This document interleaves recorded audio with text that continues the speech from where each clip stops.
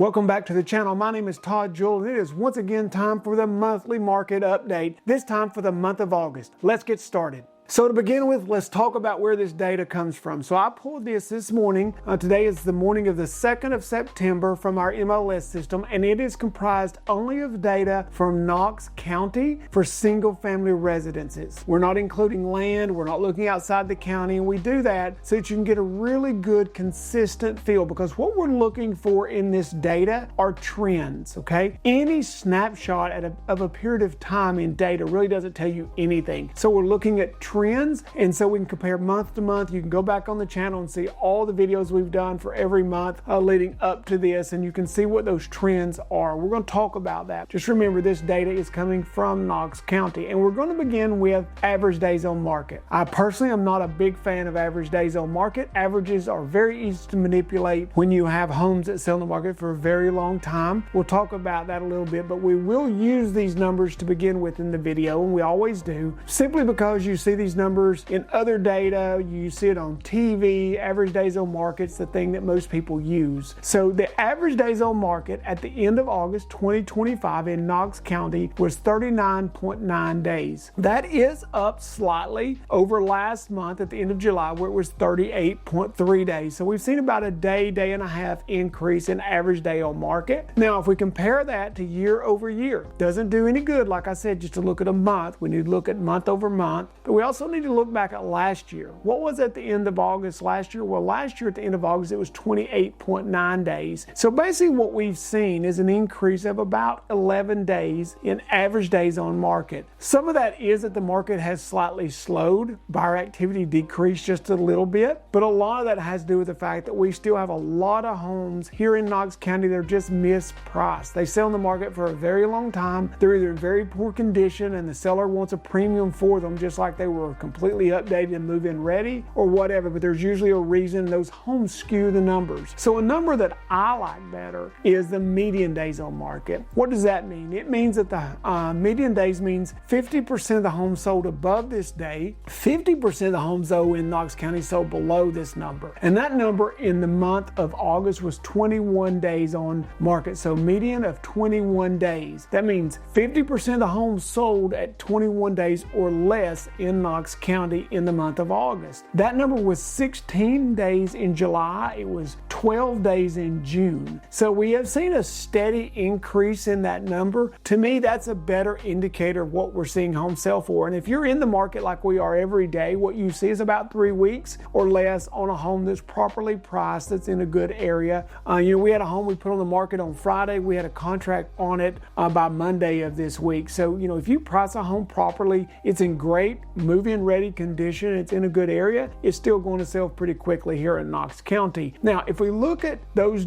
median days on market year over year, like I said, it was 21 days at the end of August 2025. At the end of August 2024, it was 12 days. So we basically seen that number double in the last 12 months. That is an indicator of where the market has moved to and how it is a little bit better right now for the buyer. Still a good time to sell. We're going to talk about that and why in a few minutes, but it is better for the buyer. So if you're looking to buy a home, as rates have continued to drop slightly, now is probably a very good time to be a buyer in the market, because if rates drop significantly, it will continue to drop just consistently. We're going to see more buyers back in the market, and we could see it become, once again, start working back toward a seller's market, or at least have more competition for the homes that are priced properly because of buyer demand. Now, let's look at sold to original list price. What we would expect to see here, obviously, is a decrease in the percent of sold to original list. What does that number actually represent? It means that if a home was originally listed at $100,000, what percent of that did it sell for? Well, that number at the end of August was 95.9%. It was 96.4% at the end of July, so about a 0.5% decrease. And then it was 96.9% last year, so about a 1% decrease. So what we're seeing is about a 1% change in negotiating power year over year for the buyer. And we're starting to see that as well. Working with our buyers, we have been able to negotiate better terms and a little better price sometimes for our buyers than we could over the last few months, and definitely over a year ago. Now, what about listings? One of the last two things we're going to talk about is absorption rate and median sales price. So you're going to want to stick around to the end, but those numbers are all comprised of these numbers coming up, which are active listings, new listings, and sold listings. So in the month of August, how many homes were actively listed for sale, newly actively listed for sale? Well, that number in the month of August was 1,761 homes. How does that compare to July? It was actually a decrease. That number was 1,810 homes. Now, I do want to preface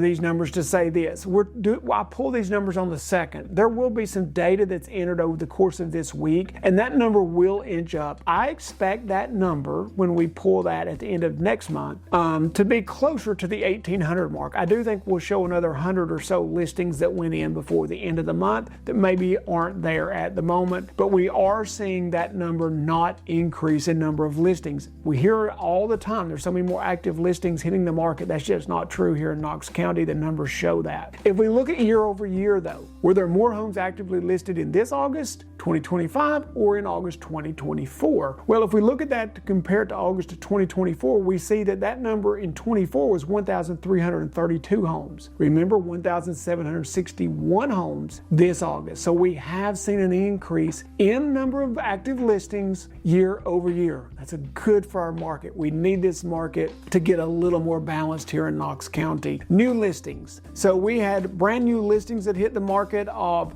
798 homes in August, and that number in July was 915. So we had 1,761 listings that were active during the month of August, and 798 of those were new listings. If we compare that to last month, in July, we saw there were 915 listings. So we actually saw less new listings in August than we did in July. Now, what does that mean? It really doesn't mean anything. That's actually a seasonal trend. It is normal for us to see less listings in August than it is in July. And we know that. We can look back to last year in 2024, and in August we saw 819 new listings, but we saw 910 new listings in July. Very similar to the same numbers we saw this year. So what does that mean? It really means that we're seeing very similar to the amount of homes that are listed newly month over month this year compared to last year. Pretty much we saw about the same number of new listings in August of 25 that we saw in August of 24. Same thing for July of 25, July of 24. So we're seeing about a stable amount of listings. We have saw those numbers you saw of active listings grow. Why is that? Some of it is very simply this. It is that sellers had not come to the realization yet that they're not going to be able to keep adding on tremendous amounts of appreciation year over year. So they mismatch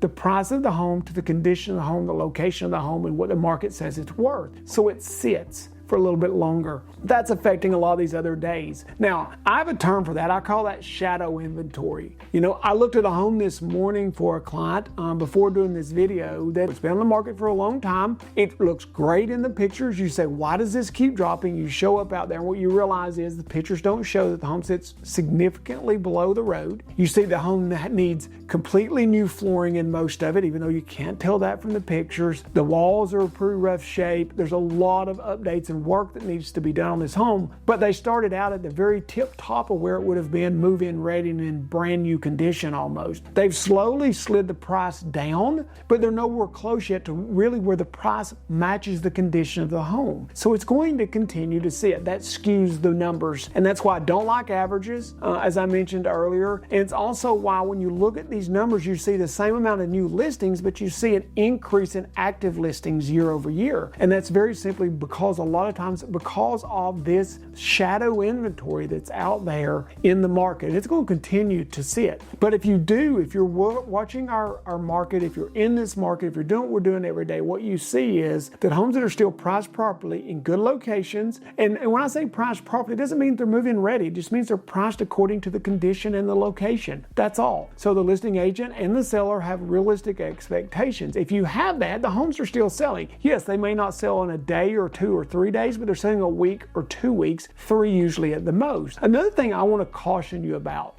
I see a lot on the news right now where they talk about percentages. We've seen a 50% increase in listings. Be very careful when you hear those types of statistics. The reason is if you only had 4 listings to begin with and you got 2 more and now you have 6, that's a 50% increase, but you still may need 10. So it's very, very important that you look behind these numbers. I watch the news at night, I just shake my head so much about the numbers and statistics that they use, and honestly how irrelevant they are to a buyer or to a seller, and how dishonest they are about what's going on in the market. And I know if I'm hearing that and seeing that here locally in our market, then I'm sure you're seeing it across the country, these other markets. Now, the last 2 numbers I want to talk about are absorption rate. And what is absorption rate? Absorption rate is kind of a catch-all number, in my opinion, that talks about if we didn't see any new listings, about how long at the current rate of sales, how many months would it take to sell out of inventory. That number at the end of August was 2.87. This is a very good indicator of how much inventory we have on the market and what kind of market we have. There are areas around us here in Knox County that are seeing 4, 5, 6 when it comes to its absorption rate. We're still at 2.87. That is actually a decrease, not an increase, but a decrease in the absorption rate. It was 2.96 at the end of July. So what does that mean? It means that the market actually got a little tighter as it relates to inventory in the month of August than it was in July. Not the direction personally that I want to see it go, or you should want to see it go as a buyer. How does that compare to year over year? Last year it was 2.21 at the end of August. So we have seen some increase in absorption rate. What would we like to see as someone who represents mainly buyers? I'd love to see that number at least 3.5 to 4. What would that mean? It would mean you'd have more choices. We'd have no problem finding homes for you. When you were looking, you'd have options, not just finding a home that works or 2, but 4 or 5 homes to choose from and picking the one that works best for you and for your lifestyle. Now, when we put all these numbers together, what do they do to price? Well, the median sold price, not list price. List price is irrelevant. Always look at sold price. The median sold price in Knox County at the end of August was $397,450. How does that compare to July? In July it was $395,000, so slightly increased. How does that compare to year over year? Well, last year at the end of August, we saw that number at $387,500. So that's about a 2.57% increase appreciation rate year over year. If you go back and you look at our videos before the end of last year as to what I anticipated this year, you saw I said 2 to 5%. I think that's a healthy market. I think that's where we are at. I think that's where we're going to stay here in Knox County for a while, assuming we don't get any kind of crazy decrease in mortgage rates. And I think that's great because hopefully it will help the market return to normal, and we need that here in Knox County. Now, before we go, I want to talk about what I'm seeing around the country. So these are numbers here locally. We are working with many of you who are having much more difficulty in selling your home where you're moving from. You're competing with new construction, these large national builders who've overbuilt areas, and now you're having to compete with them, and they're offering huge incentives and discounts to sell their homes that you're competing with. It can be difficult. I want to caution you on something I'm seeing happen. Don't overprice your home to begin with.